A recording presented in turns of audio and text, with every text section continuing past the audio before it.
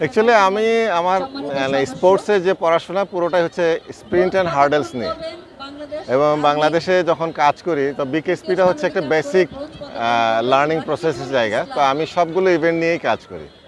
তা আমার ওখানে এমন কোনো কাজ আমি করি না যেটাতে অনেক বেশি দূরে যাওয়ার মতো। আমি জাস্ট IAAF এর কিছু বুকস আছে, সেই রুলসগুলি ফলো করি, সেই রুলস ফলো করে আমি কোচিং করি, এবং এদের ভিতরে একটা বিশ্বাস যে আমার কাছে গেলে একটা ভালো কিছু হবে।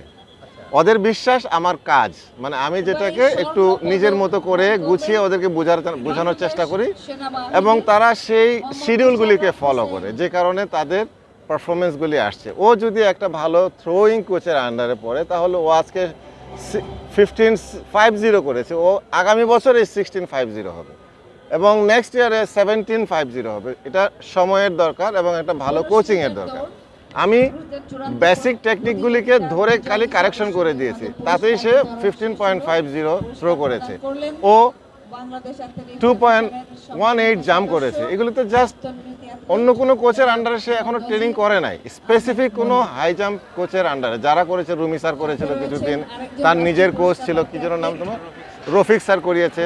এখন যেটা দরকার সেটা হচ্ছে যে হাইলি ইন্টেন্স ট্রেনিং দরকার। ফেডারেশনকে এটা দায়িত্ব নিতে হবে, তার নিজস্ব প্রতিষ্ঠানকে এটা দায়িত্ব নিতে হবে, তবেই বাংলাদেশের অ্যাথলেটিক্স আরও বেশি ভালো রেজাল্ট করবে। বাংলাদেশে এখনও অনেক ভালো ট্যালেন্ট অ্যাথলেট রয়েছে, তাদের নার্সিং এখনও ভালোভাবে হয় না। তারা নার্সিংয়ের অভাবে, সঠিক ট্রেনিংয়ের অভাবে, ফুডিংয়ের অভাবে, রেস্টের অভাবে ভালো পারফরমেন্স করতে পারে না। তাদের ভিতরে অনেক বেশি আগ্রহ আছে। বাংলাদেশের অ্যাথলেটিক্সকে দিনে দিনে উপরে নিয়ে যাওয়ার জন্য তাদের উপরে বিশ্বাস রাখতে হবে, এবং কোচদেরকে আরও বেশি একনিষ্ঠ হয়ে কাজ করতে হবে। সুমাইয়া দেওয়ান রয়েছে, তারপরে এদিকে রেকর্ড করেছে আমাদের বিকেএসপির যে কজন স্প্রিন্টার ছিল, একে একে রেকর্ড করে গিয়েছে। তাছাড়াও আমি বাইরের বেশ কয়েকজন অ্যাথলেটকে ট্রেনিং করিয়েছি, সবাই মোটামুটি ন্যাশনাল পর্যায়ে গোল্ড মেডেল, সিলভার মেডেল পেয়েছে। স্প্রিন্টের বাইরে আমি জাম্পস করিয়েছি।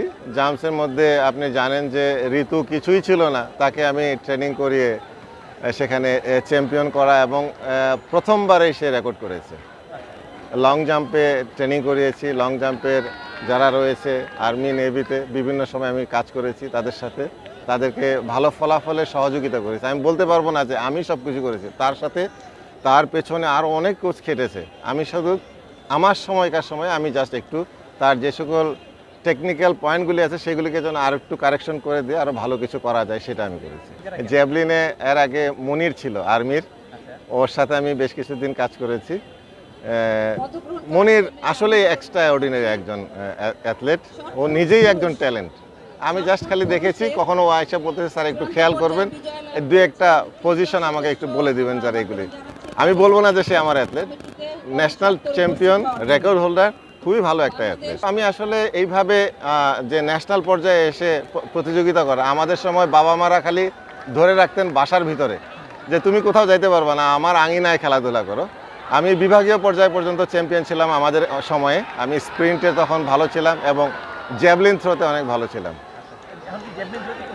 হ্যাঁ, আমি জ্যাভলিন থ্রো আছে, আমার থ্রোয়ার আছে, তাকেও করাচ্ছি। সে এখন 54 থ্রো করে। ডিসকাসে আমাদের আগে যে অ্যাথলেট ছিল, নাম কি বলে, হ্যাঁ, জাফরিন আক্তার, যে ন্যাশনাল রেকর্ড হোল্ডার, ও আমাদেরই অ্যাথলেট, আমার কাছেই কোচিং করেছে, সেই সাথে জব্বার স্যারের সাথে করেছে। যদি সঠিকভাবে প্রশিক্ষণ চলে তো আশা রাখি যে আমাদের রিলে টিমগুলি ভালো করবে। এখানে আর একটু বেশি সম্ভাবনা রয়েছে সেই জায়গার মধ্যে। এই রয়েছে হাই জাম্প, শর্ট পুটে, রয়েছে হাই জাম্পে জহির রায়হান রয়েছে, 400 মিটারে। এইসব ইভেন্টগুলি যদি আরও লম্বা সময় ধরে ট্রেনিং করা হয়, ভালো একটা কোচিং প্যানেল নিয়ে, তাহলে পারফরমেন্স হওয়ার অনেক সম্ভাবনা রয়েছে। জাম্প ইভেন্টের মধ্যে ও বেশ ভালো করবে, এবং আমাদের ট্রিপল জাম্প, বর্তমানে মেয়েদের ট্রিপল জাম্প, কি যেন নাম, জান্নাত, তারপরে সোনিয়া, এরা বেশ ভালো জাম্প করতেছে, এবং নতুন নতুন অ্যাথলেটরা উঠে আসতেছে। আশা করি জাম্প ইভেন্টেও মেয়েরা ভালো করবে।